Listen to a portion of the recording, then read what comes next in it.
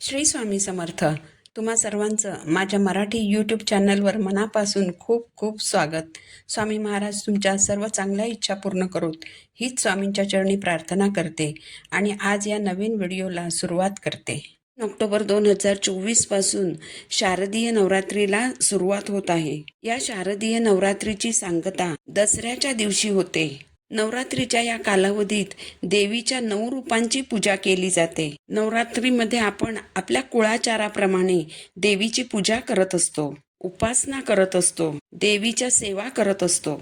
नवरात्रीमध्ये तुम्ही उपवास नाही केला तरी चालेल, कारण उपवास म्हणजे काय तर उपवास म्हणजे अन्नाचा त्याग करणं.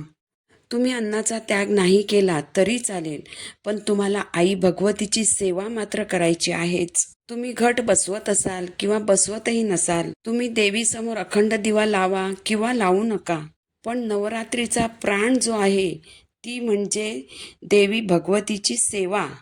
नवरात्रीचा आत्मा जो आहे तो म्हणजे सेवा, उपासना. तर नवरात्रीमध्ये आपण आई भगवतीच्या काय काय सेवा करायच्या आहेत, तर या नवरात्रीमध्ये घरात होम हवन करणं, देवीच्या मूर्तीवर कुंकुमार्चन करणं, कन्यापूजन करणं, दुर्गा सप्तशतीचं पठण करणं, देवीची ओटी भरणं, या सेवा आपल्याला करायच्या असतात. परंतु या सर्वच सेवा करणं सर्व महिलांना शक्य होत नाही, कारण आपण सर्वजण प्रापंचिक माणसं आहोत. आपल्यावर घरातील जबाबदाऱ्या असतात. नोकरी निमित्ताने दिवसातील 10-12 तास घराबाहेर राहावं लागतं. घरात लहान मुलं असतात, त्यामुळे घर, नोकरी, लहान मुलं सांभाळून सेवा करणं शक्य होत नाही.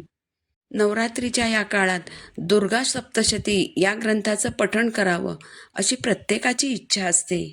बऱ्याच जणांना इच्छा असूनही दुर्गा सप्तशती या ग्रंथाचं पठण करणं शक्य होत नाही.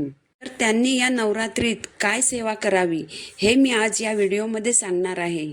यासाठी व्हिडिओ शेवटपर्यंत पहा. चॅनलवर नवीन असाल तर चॅनलला सबस्क्राईब करा. चला तर मग व्हिडिओला सुरुवात करूया.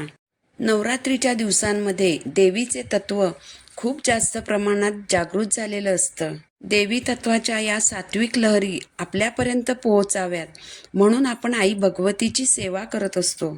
तर ज्यांना या नवरात्रीमध्ये दुर्गा सप्तशती या ग्रंथाचं पठण करणं शक्य होणार नाही, त्यांनी पवित्र अशा सिद्धकुंजिका स्तोत्राचं पठण करायचं आहे. सिद्धकुंजिका स्तोत्राला यशाची गुरुकिल्ली मानलं जातं. असं मानलं जातं की सिद्धकुंजिका स्तोत्रामध्ये दुर्गा सप्तशती या ग्रंथाचं सार सामावलेलं आहे. दुर्गा सप्तशती या ग्रंथात सुद्धा असं सांगितलं आहे की ज्यांना दुर्गा सप्तशती या ग्रंथाचं पठण करणं शक्य नाही, त्यांनी सिद्धकुंजिका स्तोत्राचं पठण करावं. याचा अर्थ असा की सिद्धकुंजिका स्तोत्राचं पठण केलं तर आपल्याला दुर्गा सप्तशती या ग्रंथाचं पठण केल्याचं फळ मिळतं. म्हणून या नवरात्रीमध्ये आपल्याला सुंदर आणि पवित्र अशा या सिद्धकुंजिका स्तोत्राचं पठण करायचं आहे. हे स्तोत्र अगदी छोटंसं आहे. या स्तोत्राचं पठण कोण कोण करू शकतं, तर सर्व मुलं, मुली, स्त्री, पुरुष, विधवा स्त्रिया कोणीही या स्तोत्राचं पठण करू शकतं. गर्भवती स्त्रिया, मग त्यांना कोणताही महिना चालू असो, 5वा असो, 7वा असो किंवा अगदी 9वा महिना जरी चालू असेल तरी त्या देखील या स्तोत्राचं पठण करू शकतात. ही सेवा संकल्पयुक्त करायची आहे. ज्यांना मासिक धर्म अडचण, विटाळ या प्रकारच्या अडचणी येण्याची शक्यता आहे, त्यांनी शक्यतो संकल्प न करता सेवा करावी. पण इतरांनी ही सेवा संकल्प करूनच करावी. या सेवेचा संकल्प घेताना आपल्याला इतर वस्तूंसोबत सफेद तीळ देखील घ्यायचे आहेत. संकल्प करण्यासाठी एक ताम्हण घ्यायचं. त्यानंतर आपल्या उजव्या हाताची गोकर्ण मुद्रा करून त्यात थोडं पाणी घ्यायचं आहे. पाण्यामध्ये हळद, कुंकू, फूल, अक्षदा यासोबतच सफेद तीळ टाकायचे आहेत. त्यानंतर तुमचं नाव आणि गोत्र सांगायचं आहे. गोत्र माहीत नसेल तर कश्यप गोत्र असं म्हणायचं. तुमची इच्छा सांगायची आणि तुमची इच्छा पूर्ण होण्यासाठी या नवरात्रीमध्ये सिद्धकुंजिका स्तोत्राचे किती पाठ करणार आहात ते सांगायचं आहे. आता सिद्धकुंजिका स्तोत्राचा एक पाठ करणं म्हणजे काय, तर हे स्तोत्र एका दिवशी एकाच वेळेस 11 वेळा पठण करणं म्हणजे या स्तोत्राचा एक पाठ करणं असं आहे. म्हणजे जर तुम्ही सिद्धकुंजिका स्तोत्राचा एक पाठ करणार आहात असा संकल्प केला तर तुम्हाला हे स्तोत्र एका दिवशी 11 वेळा म्हणायचं आहे. आता हे स्तोत्र एका दिवशी 11 वेळा का म्हणायचं? तर याचं कारण असं की सिद्धकुंजिका स्तोत्राचं पठण केलं तर आपल्याला दुर्गा सप्तशती या ग्रंथाचं पठण केल्याचं फळ मिळतं. मग जर आपण एकदाच म्हणजे दिवसभरातून एकदाच जर सिद्धकुंजिका स्तोत्राचं पठण केलं तर आपल्याला दुर्गा सप्तशती या ग्रंथाचं पठण केल्याचं पुण्य मिळेल का? तर नाही. म्हणूनच आपल्याला सिद्धकुंजिका स्तोत्राचं 11 वेळा पठण करायचं आहे. तुमच्याकडे जर सिद्धकुंजिका स्तोत्र नसेल तर तुम्ही गुगलवर सर्च करा, यूट्यूबवर लावून द्या आणि त्यासोबतच तुम्ही पठण करा. तुम्ही ते स्तोत्र 11 वेळा म्हणायचं आहे. या स्तोत्राचं पठण करताना स्वतःचा आवाज स्वतःला ऐकू येईल इतपत मोठ्याने म्हणायचं आहे. आता या स्तोत्राचं पठण कधी करायचं? खरं तर नियम असा आहे की कोणत्याही पारायणाची, कोणत्याही साधनेची एक वेळ ठरवलेली असावी.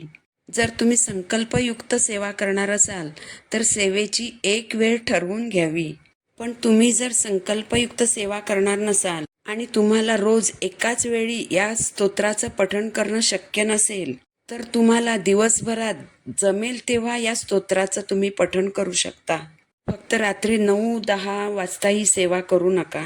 संध्याकाळी 7-7:30 पर्यंत ही सेवा करायचा प्रयत्न करा. या स्तोत्राचं पठण करताना कोणत्या नियमांचं पालन करावं? तर सगळ्यात पहिलं म्हणजे ब्रह्मचर्याचं पालन करणं अनिवार्य आहे. दुसरं म्हणजे मांसाहार वर्ज्य आहे. शक्य असेल तर परान्न घ्यायचं नाही, म्हणजे दुसऱ्याच्या घरात शिजवलेलं अन्न खाणं टाळायचं आहे. पण जर तुम्ही मेसमध्ये, हॉटेलमध्ये किंवा कॅन्टीनमध्ये जेवत असाल तर ते जेवण तुम्ही पैसे देऊन जेवणार आहात, त्यामुळे ते जेवण तुम्ही जेवू शकता. ते जेवण परान्न ठरत नाही. तसंच या नवरात्रीच्या काळात तुम्ही जर कुणाकडे सवाष्ण म्हणून जेवायला जाणार असाल, देवीचा प्रसाद म्हणून तुम्ही त्यांच्याकडे जेवण ग्रहण करणार असाल तर ते देखील परान्न ठरत नाही. काळे कपडे परिधान करायचे नाहीत. तुमच्या देवघरातील देवांसमोर दिवा लावायचा, देवीला फूल अर्पण करायचं, स्वच्छ आसन घेऊन बसायचं, अगदी मनापासून देवीचं स्मरण करायचं आणि पठण करायला सुरुवात करायची. ही सेवा करत असताना तुम्हाला एक वेगळीच सकारात्मकता, एक वेगळीच शक्ती तुमच्यामध्ये असल्याची अनुभव येईल. हे स्तोत्र इतकं प्रभावी आहे की या स्तोत्राचा तुम्ही एकच पाठ केलात तरी देखील तुमच्या मार्गातील अनेक अडचणींचं उच्चाटन होतं.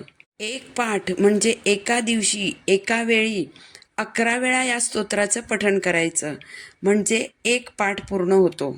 जर तुम्हाला ज्ञान, यश, कीर्ती मिळवायची असेल तर या नवरात्रीमध्ये या स्तोत्राचे 5 पाठ करावेत. म्हणजेच 5 दिवस रोज 11 वेळा या स्तोत्राचं पठण करावं. जर तुम्हाला स्वकष्टाने मेहनत करून संपत्ती मिळवायची असेल तर या स्तोत्राचे 9 पाठ करायचे आहेत. जर तुम्हाला चांगलं आणि उत्तम आरोग्य मिळावं असं वाटत असेल, यासाठी या स्तोत्राचे 3 पाठ करावेत. तुमच्या प्रगतीच्या मार्गातील शत्रू दूर व्हावेत, शत्रूंपासून सुटका मिळावी आणि चांगली नोकरी मिळावी, यासाठी या स्तोत्राचे 3 किंवा 5 किंवा 7 पाठ करावेत. तर या नवरात्रीमध्ये आपल्या कुळदेवीचा कुळाचार म्हणून सिद्धकुंजिका स्तोत्राचं पठण करा आणि मग बघा, आई भगवतीच्या कृपेने तुमच्या अनेक अडचणी, अनेक समस्या दूर होतील. श्री स्वामी समर्थ.